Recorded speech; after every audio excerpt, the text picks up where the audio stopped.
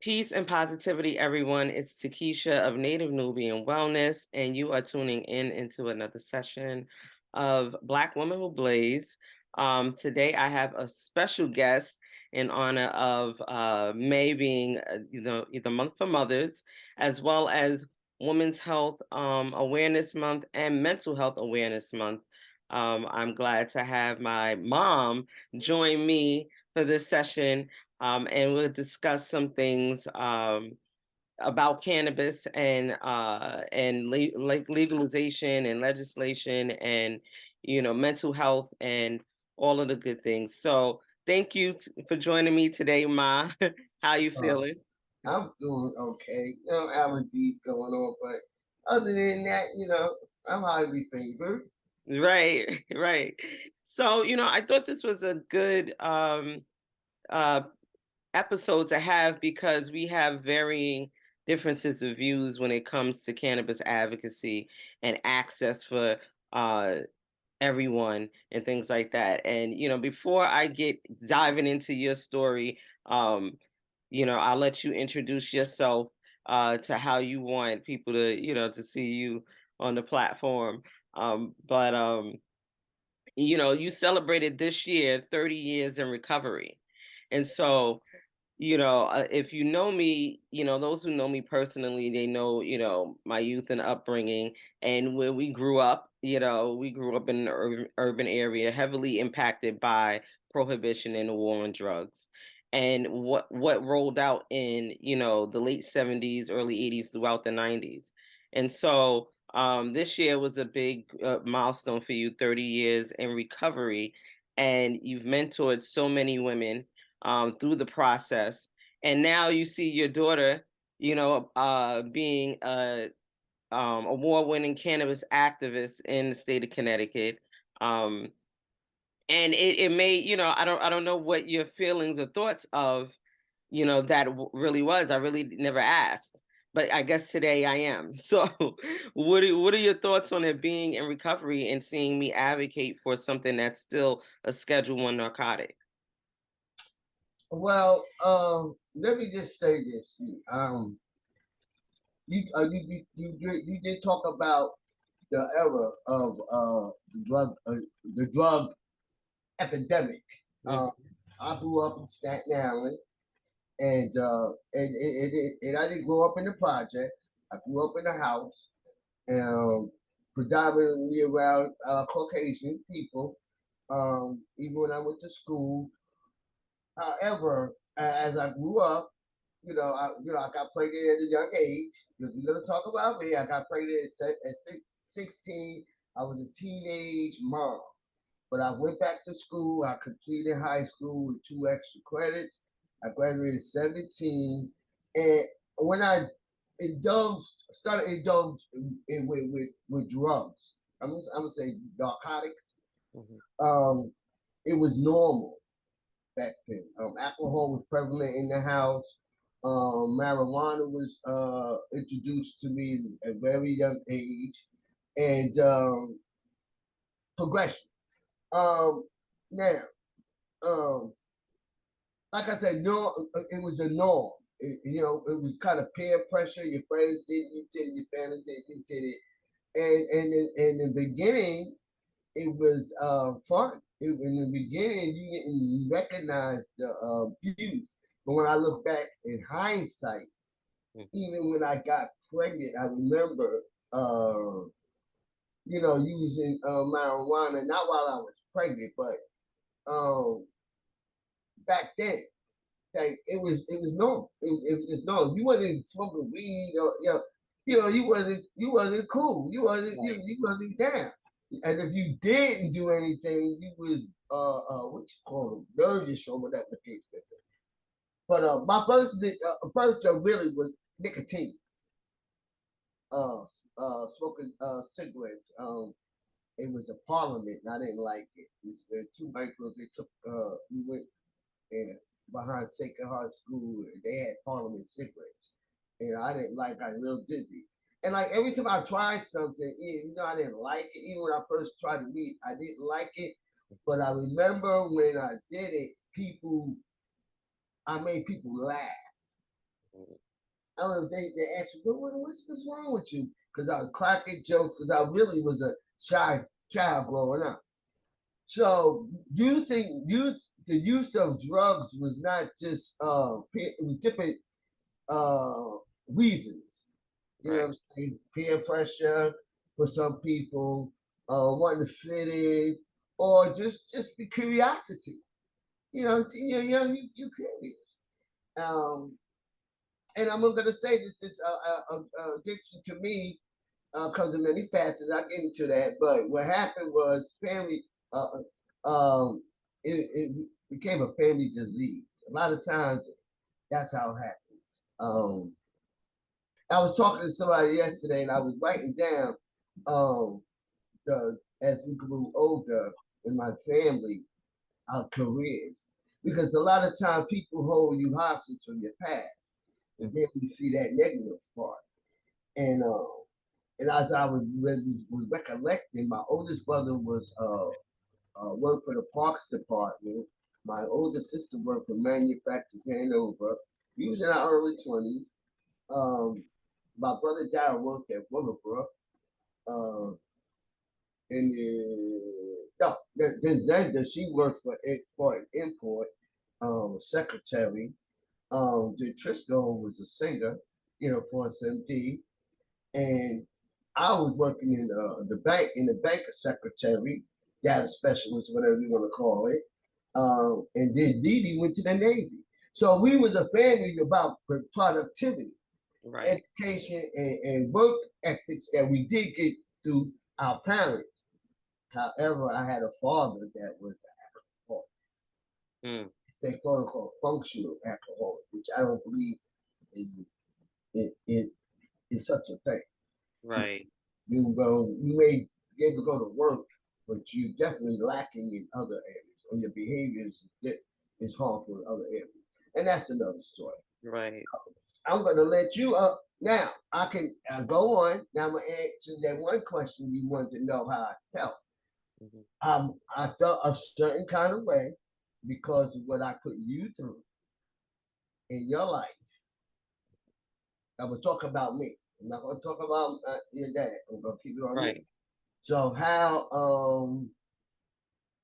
I thought, well, wow, she's seen what she went through people around her. Why would she advocate? But I also have to realize that people have a choice in life and what they want to do with it. And I also felt I didn't understand. I did say, well, why she never came and talked to me because you supported me throughout my whole recovery, Mhm. and you know recovery, Right. and you know the effects of addiction. But what I respected is that you did the research. You took this hands on. You ain't just a talker. And when you believe in something passionate, just like I believe in recovery, you gotta respect that. Right. And I know you was doing it too for health reasons. And I also know my education with addiction and drugs is that I did the work to find out that it's a line that people cross. Addiction ain't just a substance. You know what I mean? Because it manifests in different areas in your life, mentally, and stuff. Okay, you go on. Now, what happened with the weed? I believe that, well, not even just weed. The chemical kind of drugs they making now, we know because crack they added stuff to it. But the Right. cocoa plant and all those plants, I spiritually, I don't believe it was here to hurt me. It's when you abuse the plant, Right. it becomes a problem. And then unfortunately, we know we're not going to go conspiracy theory, but people be tapping and putting stuff with stuff to make you out of control. I'm just gonna Right. put it. So yeah.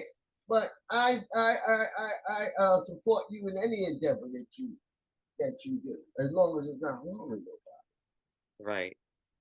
Right. Right. nobody. Right. So I agree. I think that for me, it took some time for me to really be open about my, cannabis consumption.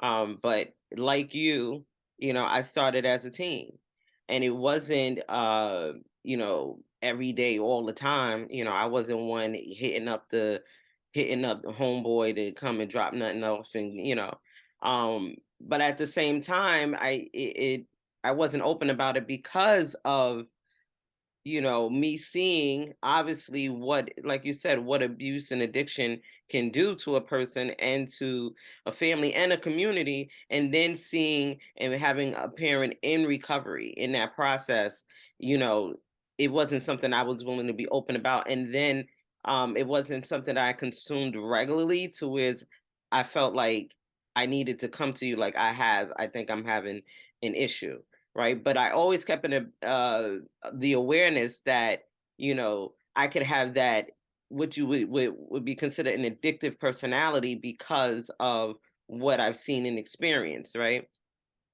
So I think that also helped to titrate my consumption and make me a person that only consumed in micro doses. So not even understanding that I was consuming it for therapeutic reasons and in a way that it was safe for me, then, because we didn't have the language or the education about it.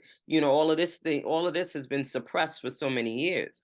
So um but yeah, really where the advocacy came in, um obviously advocating for myself to have access, as a medicinal patient, um as I started to see the states roll out and it become something that was going to be legal, I no longer wanted to be a consumer only, especially knowing what it's done to our communities, what they've done with the war on drugs. Why now we stuck as consumers and not producers in this? And then I wanted to produce in a way that was educating, was empowering us, and was changing the way that we viewed the plant, right? And so, but the catalyst was Uncle Trisco's diagnosis. And me knowing and becoming aware of the medical benefits of the plant, seeing people's children recover from, seizures and epilepsies and traumatic brain injuries, seeing people be able to recover from cancer diagnoses and terminal illnesses, was like, okay, why don't we have access? Because these people didn't look like us. But now people in our community are now suffering and don't have access to safe lab tested cannabis because of prohibition and then the stigma of the plant. So us just thinking that, like you said, being taught that it's a gateway drug and things like that. So when you bring something like that to someone who's suffering, it's like, wait a minute, no, I don't, and then healthcare professionals are not teaching and sharing and educating as an alternative as well. So if this is not something that they're taught, then of course we're not getting it. Black people are always the last to get access to certain things when it comes to science, and that is where I wanted to change that. So when he was diagnosed and I knew that there was a something that could help him, but we didn't have access to it, I knew that I didn't want that to ever happen.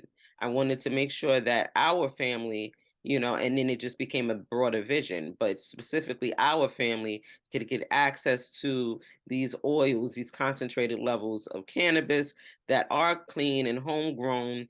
And I make products and things like that myself anyway, so if I had to make it and get it out to anyone, that's what I wanted to be able to do if they were open to it. But what I found was the stigma and the barrier of the stigma and stereotype was making people hesitant from being open and accepting of it, and just most scared. So then I realized that I had to now come out about my consumption and say, at the end of the day, yeah, I consume and I consume for these reasons. My diagnosis first was PTSD. And, I have PTSD from quite a few things, throughout my life. So, that diagnosis was easy for me to be able to speak to my healthcare professional, and they say, yes, this is what you're suffering from. And instead of taking the narcotics or the prescriptions that they would, I opted to go with the alternative, which is something that I was already consuming and found that did help, in the times that I needed it. So that was really the catalyst for me to be open about my consumption with my, not just my family, but with everyone now. Because, for years I've consumed, and without, anyone but the immediate, people, like Anthony, my husband, knowing, or those who were right in my day-to-day life. And so, yeah, it was a little, uh I guess, intimidating. Because it's like, okay, well, what is obviously my mom gonna think? I mean, dad, he knew, um, he didn't know that I would get this involved in the space, but he knew that, I consumed from time to time. But I knew you used to smoke weed. okay, right, right, but not You told me. I mean, right. me and you talked a couple of times. Then one time you said, "Mom, I don't feel like smoking no weed no more. I'm tired of it." I said, "Okay, I know." You know, Right, okay, right, hey, because everybody, in your life is not an addict. right. And being in recovery teaches me that I can't make everybody believe I believe this is my lifestyle. You know what I'm saying? I chose. I can choose to drink, I can choose to smoke, I can choose to steal, I can choose to be promiscuous. We all have the right to choose whatever road we want to take in any aspect of our lives. So and we will be held accountable too. I Mhm, just found out my outcome, and I have a healthy fear to practice uh, uh, uh, what I would say unbecoming behavior for me, mhm. because what it does to me. Now, 30 years later, yeah, some people, think, okay, I did enough. I could probably try this now. Like you said, the traumas, because I suffer from PTSD, do a lot of different things. I suffer Right. from a lot of different things, along with health issues, you know.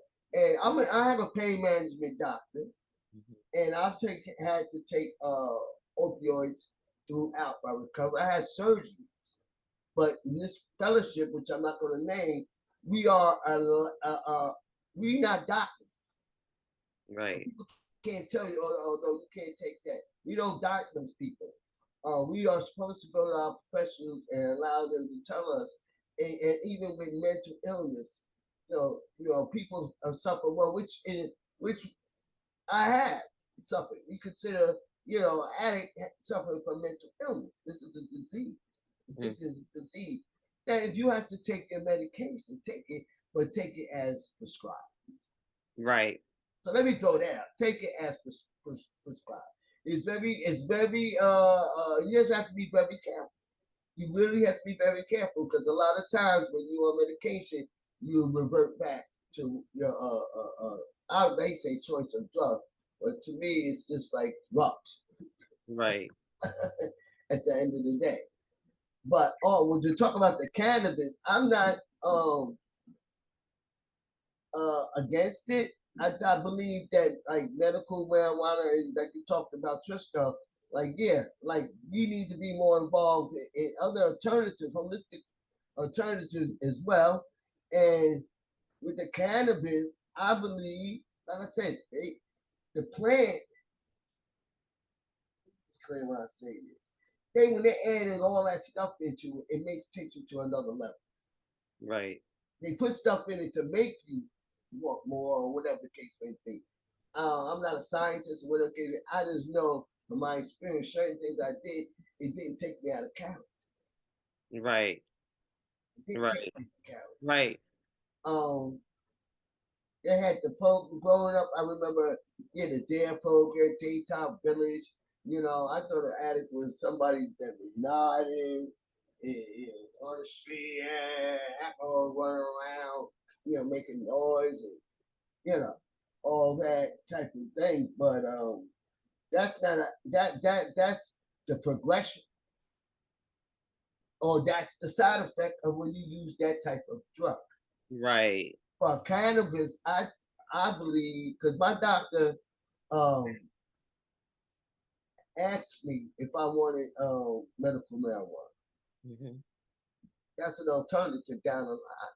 Right. If I need to, I will, because I can, because it's prescribed by my doctor. Now, to use it recreationally just because I want to get high, that's a relapse if I do that. Right. You know Right. what I'm saying? So people got to be clear. You can't be knocking the person if they doctors prescribing it and they monitor it. If Mhm. they monitor, they give you urine analysis. And my doctor takes my urine, Mhm. you know, and I'm okay with that. If we gonna be honest, I'm gonna be real, because this, you ask, and he takes my urine, like, to keep going, just keep going, because he know, like, I'm really into my lifestyle. Right. Right, right. And I think this is, like you say, you touch on a few important things, the mental health aspect of addiction, and this is Mental Health Awareness Month, and understanding that addiction is a disease and it can be classified under mental health. And cannabis use disorder can be classified as an addiction to the intoxicating cannabinoid, which is THC. Okay, the one that gives you the euphoria and the intoxication. People will say psychoactive, but all cannabis is psychoactive, whether it's CBD, non intoxicating, or THC or the other cannabinoids. They all have an effect on mood and things like that. But the THC dominant plant can become, addictive, right? And habit forming. And so, but what people don't know is there is a non-intoxicating form which is derived from hemp, and that is what can be consumed to help balance that habit forming. That's what can help bring you back to balance when you start to increase and become, along with getting the help you need. Obviously, why is it becoming, what are you consuming it so heavily for? And I can understand, like you said, you got a medical condition, and you need it for heavy pain management or whatever form of cannabis you need to use it for. But you can go to other cannabinoids that are non-intoxicating to help balance out that habit forming um, THC or addiction, right?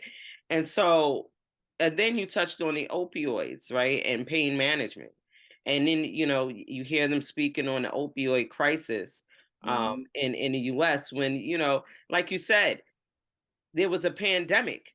It wasn't a crisis when our community was going through that pandemic, that endemic of whether it was heroin, crack, or whatever else that was being used. It wasn't a crisis then. It was more of a war on drugs, and became a war on black and brown people, incarcerating people, and misdiagnosing them and mistreating them and things like that.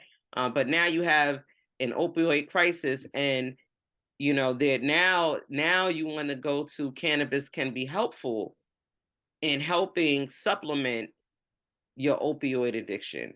Okay, helping you get away from the narcotics that you're being prescribed, and go to the plant to supplement and balance out your ECS, because we never knew that we had a system in our bodies that the plant supplements when it's deficient. So that's just like being vitamin D deficient. and Mm. you start to, your hormones start to be out of balance because vitamin D is a hormone that's normally produced. But if you stop, what are they going to do? They're going to supplement it with a vitamin D supplement or a shot or whatever.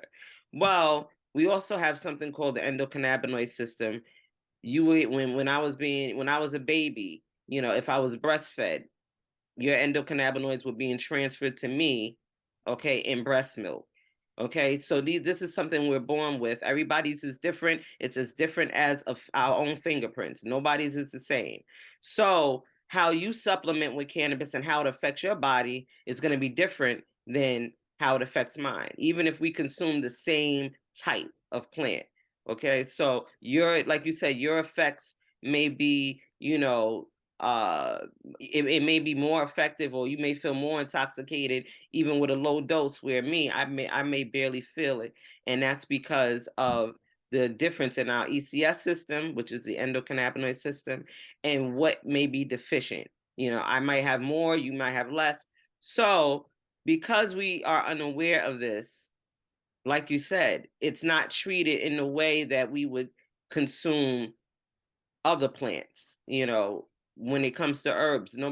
People kind of go to herbs, and you're not going to overconsume a certain herb. You're going to really learn about what that herb does for your body. Like, people are not going to go and over consume burdock root, right? Because okay, too much of it can actually cause some damages to my organ, right? So to some organs. So it's the same in now how we approach cannabis.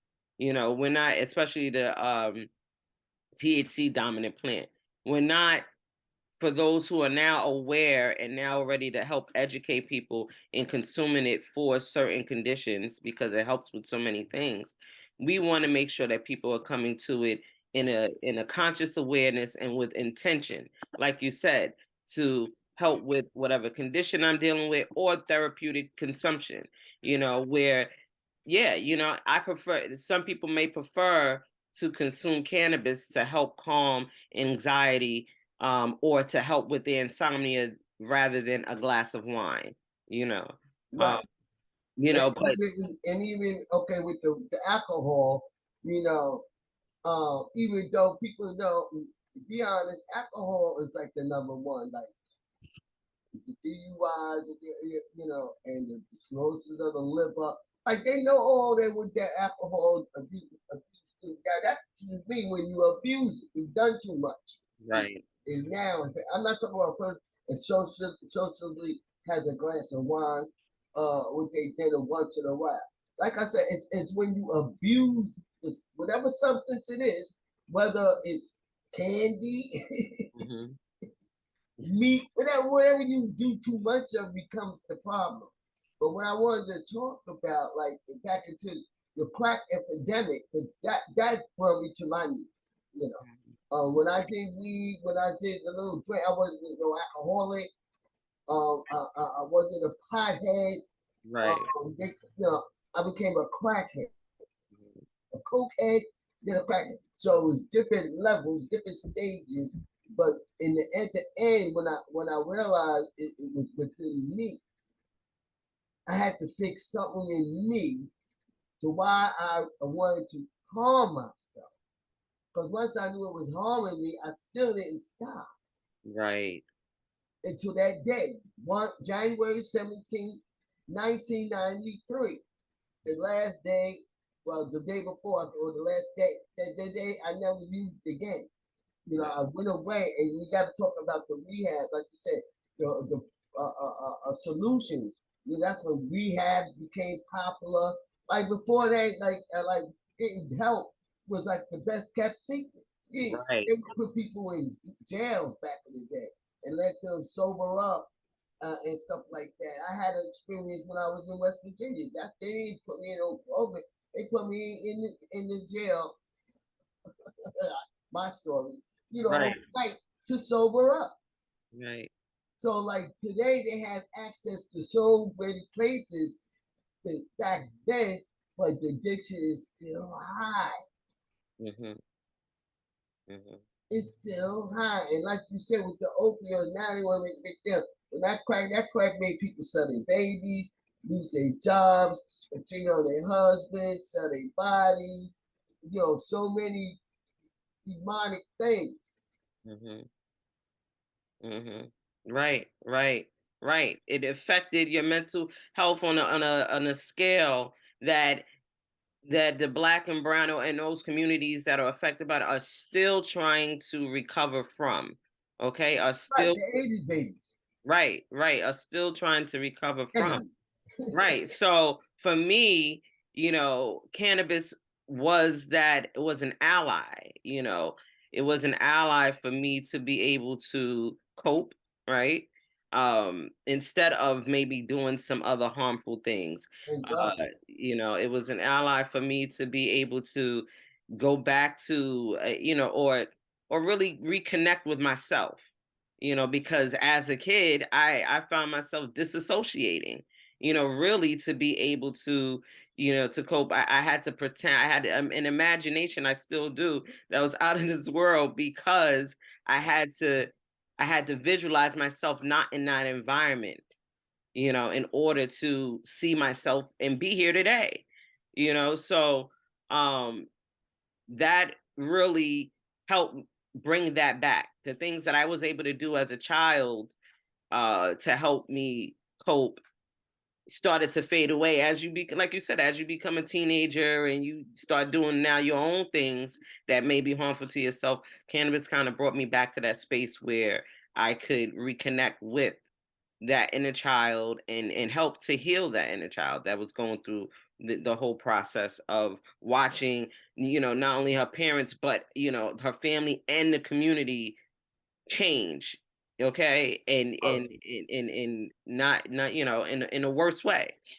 So uh yeah, so like you said, now that prohibition is obviously on its way out. We seen it, well, we didn't see it because I wasn't alive, but with alcohol, right? You've seen that whole, eventually it became legal, but you see, like you said, where is that everybody has access to it. um now that it's on its way out, how do you feel about prohibition, or federal legalization, and how it will affect recovery, for a lot of people? Uh, well, the same thing with like the alcohol, how they did that. They doing that with the marijuana, Right. and like I understand your reasoning for getting. I commend you also for that because a lot of us black and brown people we don't do that side of it. We be the consumers Mhm. instead of providing it and being able to take care of our families. Because let me tell you, with alcohol, with the moonshine and all that, when we look back at the movies and stuff, wasn't no black people selling it, wasn't no black people. No. So, Profiting, right. no, not at all. Now, with the weed thing, I know I feel like they only legalize it so they can get paid. Number one. Then in this country. Then I like the fact that we because of the medical part of it. I know that it can help people. Like when I used to suffer from cramps, and like I smoke weed. See, I use for a lot of reasons. Right. Let me throw that out there. I remember like smoking a joint, getting cramps, and cramps would go away. Or not if not wanting to feel the trauma of being raped at 15. Weed. I remember I was high on weed when it happened. Then I was high on weed when it happened. Mhm. Mhm. So Mhm. not to feel the feelings of that, I would medicate. But Right. going back to what you were saying I think they should if they're going to legalize it, but make it a fair transition where everybody can profit. You know what I'm saying? You inform, like have people like you to hire people to inform people how to use it. Right. You know what I'm saying? But you're gonna have people criminals. You're gonna have people, that's gonna be trying to rob, like the liquor stores. But that's just how society is. But my thing is like those ones, the ones that are in jail should be let go. That's right. They should be let go. My thing is now, when you drive it under the DUI, how you going to test to see if somebody's too high to be driving? Right. Because DUIs is the number one killer. People Yeah. drinking and driving. Right. That Right. is my only thing. How you going to stop somebody and say you driving under the influence Right. of control? Right. And that is the key because you know there's different forms of cannabis like we were discussing. So you have the non-intoxicating and then you have the intoxicating form. So now how when they're testing, how are you going to be able to determine which one? Right. Understand? How you gonna so there's still a lot of work to be done, you know? Yeah. There's a lot of work to be done and but like you said, the number one thing should be while people are making millions of dollars distributing cannabis legally and you have people locked up for life. There's 203 life people who have life sentences in the US for just cannabis distribution. You know, why are they locked up for life? You have people Right. who've committed murder that have been released sooner than that. So this is where the issue lies with federal legalization and it's still being prohibited. And really we're calling for it to be descheduled because cannabis is scheduled higher than heroin.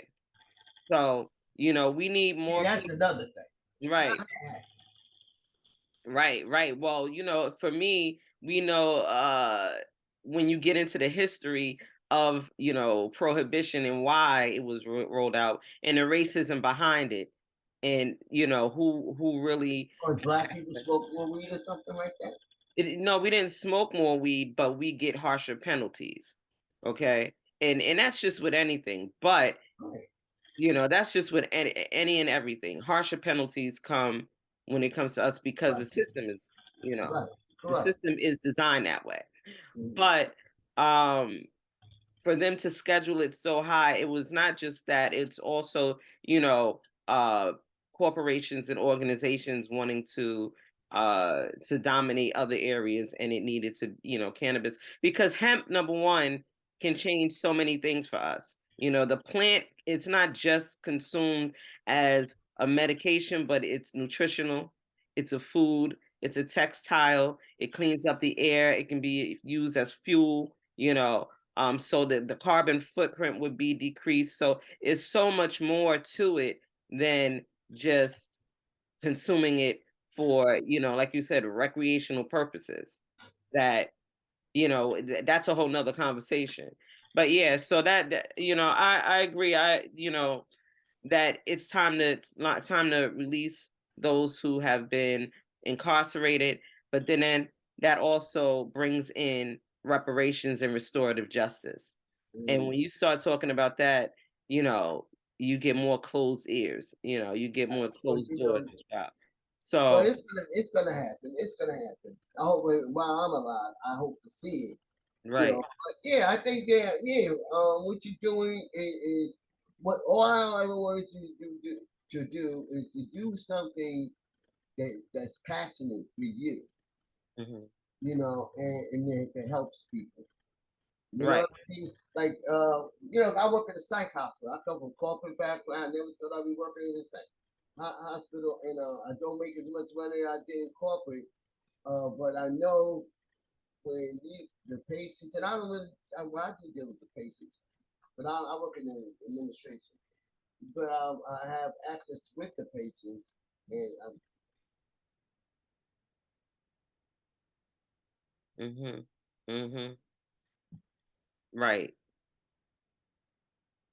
Yeah. a lot of them are, they I believe they use to stop the noise. But a lot of them are in there, the young ones with the weed. But the weed that they're getting is, you already know, it's something in it. Right. And it's take one time, took one time, they did it one time and it lost their mind. So that's why, sometimes, but that could be any drug. So I can't just say, oh, speed. the weed they smoke, because it could be something, people putting stuff in people's drinks now. That fentanyl, we Mhm. lost a niece with the you lost a cousin with fentanyl, they put it in pills. A lot of this stuff is chemically made by humans to cause harm. Right. Right. And it's like leave nature alone. Right. Leave nature And alone. let the nature alone. I like, let me be clear. I'm an advocate for this lifestyle, because I really believe, like, I used like to fit in one part, because my family did it. I didn't know, and I was introduced to through my family, so I didn't think it was gonna give me nothing to hurt me. Number one, Right. let's be clear about that. We ain't trying. We ain't trying. We did everything together. We played, ate, so when that came into play, it was my family. So why would I think that it's gonna harm me? I just thank God none of us, like, well, we lost our minds for a minute, for a while, but like literally, like, lost Right. our mind. You know, Yeah. yeah. Addiction, the disease of addiction ain't no joke. It ain't nothing to play with. It's nothing to play with, because, like I said, it manifests in different ways in different areas in your life, and but we do recover. I want to say that we Yeah. do recover. Yeah. So I'm just glad we had this little session. Mhm. It's fun. It's fun, and now we Right. clear the air, because I didn't know how you felt. I was just waiting, like, I was, out of the respect, Right. of my recovery. When you start this process, I'm saying, why she ain't never tell me? Yes, she would. But I knew what you was doing, because I sit back and I watch. I Right. watch. I watch. I see this stuff. I watch.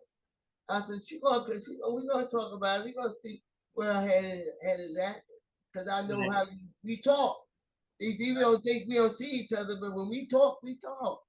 Right. You know what I mean? And I'm always gonna be proud of you. You are one of the only, my reason, still to this day. Right. You know what I mean? You Right. And same, super proud of the transformation that I've been able to see in real time, throughout the years, um, to come through to recover in that way. Like you said, that, we do recover, the resilience of people to get back, find the balance back in their mental health, in their physical health as women, as a black woman in the society. Um, where we're counted out so many times, but we are really and truly the backbone of the society. absolutely. That for me to see that in you and my aunts and my cousins and those who really, are open, because people are in recovery and still not open about it, but really are open about what they've experienced, not only the things that they've done to themselves, but what society has done to us and how it's tried to tear us down as a community by putting these harmful things. Hey, let's be clear, we didn't bring them in there. Right. Well, let's put that out there.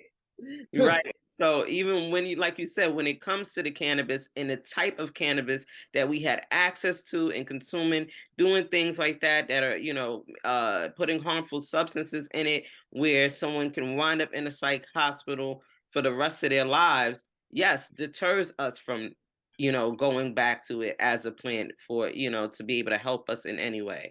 And so having more control and autonomy over the things that come into our community, being able to stand up and say, no, we're no longer having this. This is not, Exactly. this is not what we're about. And then educating ourselves and being able to educate the youth about the history of narcotics in our community and what the intentions are when consuming what these plants and substances are really for, and what the intentions are when consuming it, and how it can help restore and help us recover if done right. So that's what I want to be a part of. I'd love to do it back home in Staten Island, in New York City, where where we are from, and show that transformation in real time. And you never know, that opportunity may appear. But here They right doing now, big things on Staten Island. I ain't gonna lie. Laquita got a we got the Women's Unity Day that they do. We got we having she having a tea party. Maybe you want to go. yeah. I gotta see. She said I'm gonna see. It's a tea party.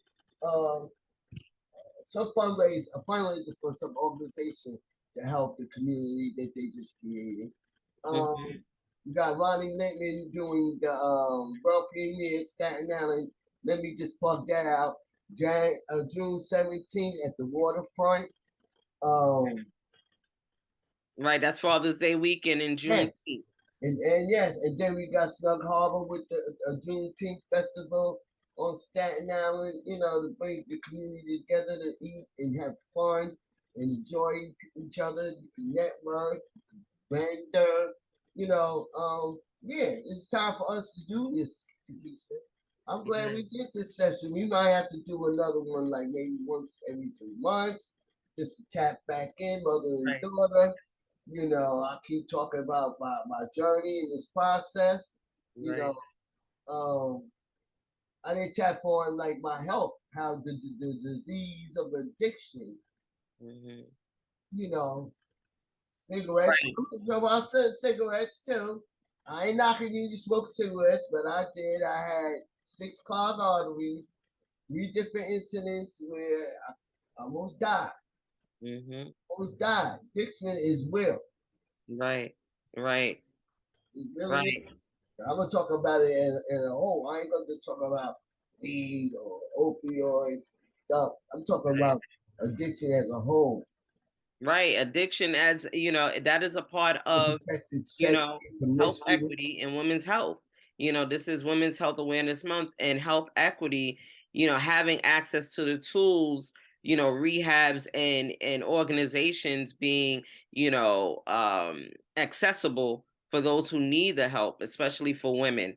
Affinity spaces specifically for women. So I love the Women's Unity Day. We need more of that here in Connecticut as well.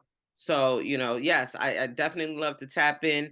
Thank you for joining me for this session, this special edition during the month of Okay. Mother's Day, and Mental health. it's Mother's Month, mental health and women's health care awareness. Yes, So heart disease, yes, heart disease. breast cancer. Yes, We gotta talk. We gotta talk about all that. Our yes. behaviors, how to protect ourselves, our bodies. And diabetes.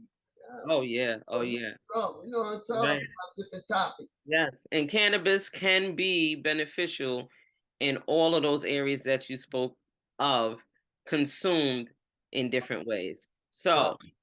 yes, consumed properly. So, I appreciate you, love you, and if anyone that's listening, if you're a woman who consumes cannabis for your health and well-being, you're an entrepreneur in the space, or you are employed in the space and would like to be featured, reach out to me at Black Women Who Blaze on IG, comment below, and I will reach out to you. Okay, peace, love, and light, everyone. And until next time, have a good one. All right. My name is Tokeato. Yes, Tokeato Carter, right. Well, Go how could we not Carter. introduce you? Okay. If anybody It's needs my to mom, my talk, mom. yes. Thank you. I Thanks, love love. you. Love I you gotta too. eat some breakfast. Take my medicine.